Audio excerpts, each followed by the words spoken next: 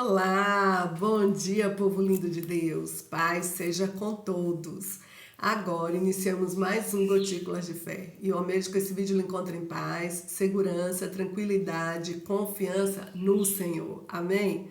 Chegou o momento de nós compartilharmos o que o Senhor falou conosco da semana do dia 1º ao dia 7 de junho. Eu peço perdão aos irmãos, pois já tem uns vídeos que eu não consegui fazer. Nós chegamos de viagem e teve muitas coisas para serem feitas, porque nós tínhamos uma conferência na igreja esse final de semana.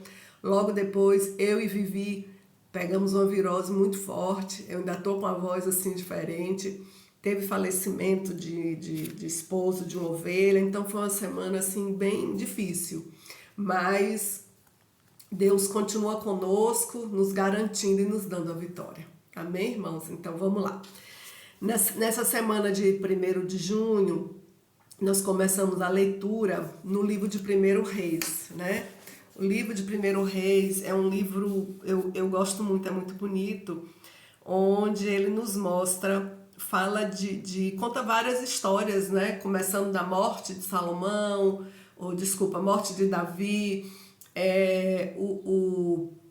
Salomão, né, sendo rei, consagrado rei, o reinado de Salomão, e depois também a história fala, desculpa, sobre a divisão do reino e vários governantes que teve em Israel e em Judá, porque teve a divisão dos reinos.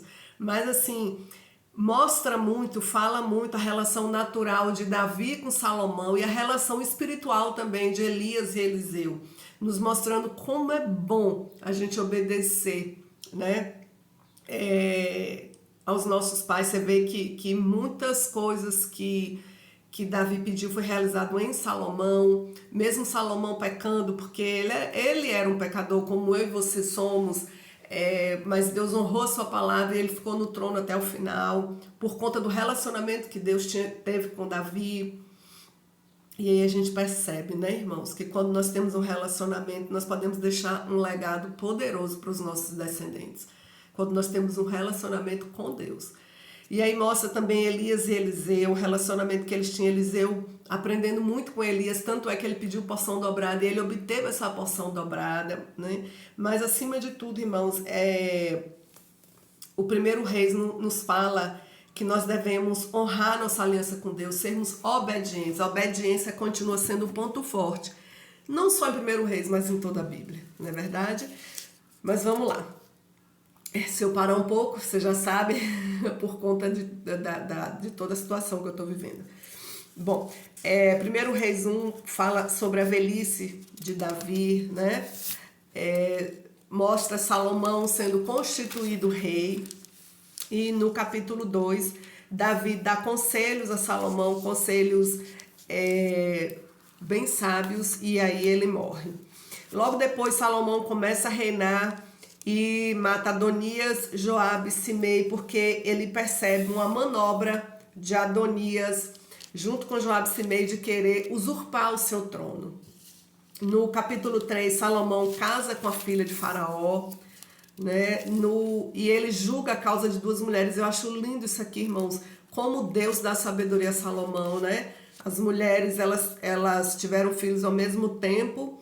Uma dormiu em cima do filho e o filho morreu, e aí de noite ela foi e trocou o filho dela com o da outra, e quando foi pela manhã que a outra percebeu que aquele não era seu filho, ela continuou dizendo que era, e foram para Salomão julgar a causa, e Salomão disse, não, divide no meio. Claro, ele era sábio, ele sabia que a mãe verdadeira nunca ia aceitar, e isso aconteceu. A mãe verdadeira não aceitou e falou, não, meu senhor, pode deixar, entrega ela. Aí ele percebeu que aquela era a mãe verdadeira, porque a outra falou, pronto, nem eu nem ela, divide mesmo. E aí Salomão manda entregar o filho à mãe verdadeira. No capítulo 4, a gente falado sobre nós, nos mostra, né, os príncipes de Salomão e a grandeza do seu reino. A palavra do Senhor diz que ele era muito rico, né? Não há um outro reino tão rico e um homem tão sábio não existiu e não existiria. A palavra do Senhor diz isso, um homem tão sábio quanto Salomão, que fala justamente sobre isso também, né, no capítulo 4, sobre a sabedoria de Salomão. No capítulo 5, Salomão faz aliança com Irão, rei de Tiro, e começa os preparativos para edificar o templo. No capítulo 6, depois de um tempo, né, que ele estava edificando, ele conseguiu terminar a construção do templo. E aí ele edifica um palácio para ele, porque ele sempre disse que ele não iria edificar um palácio para ele se ele não edificasse um palácio para o Senhor. E aí primeiro ele construiu a casa do Senhor, edificou um palácio para ele, continua tendo diversas obras no templo, né? E aí no capítulo 8 tem uma dedicação do templo, Salomão congregando os anciãos, aqueles que iriam estar servindo, os sacerdotes que iriam estar servindo no templo.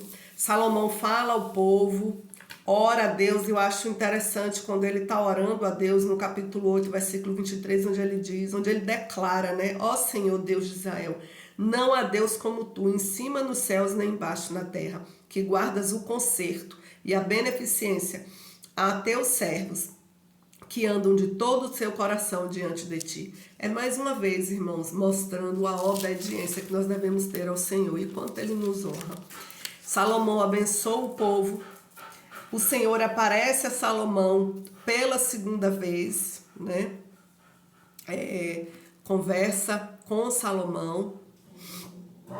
Depois, Salomão faz um tributo, impõe um tributo.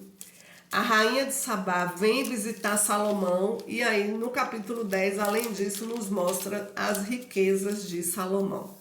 E aí, irmãos, nós continuamos a leitura no livro de Salmo, né? O livro de Salmo, capítulo 73 e 74, mais uma parte, porque Salmo foi dividido em algumas partes. E aí nós podemos ver o Salmo de Asaf, nos mostrando que a prosperidade dos ímpios pode até fazer algumas pessoas duvidarem da justiça de Deus, mas o fim dos ímpios nos demonstra que a justiça de Deus, ela é correta. Deus não faz acepção de pessoas. E ela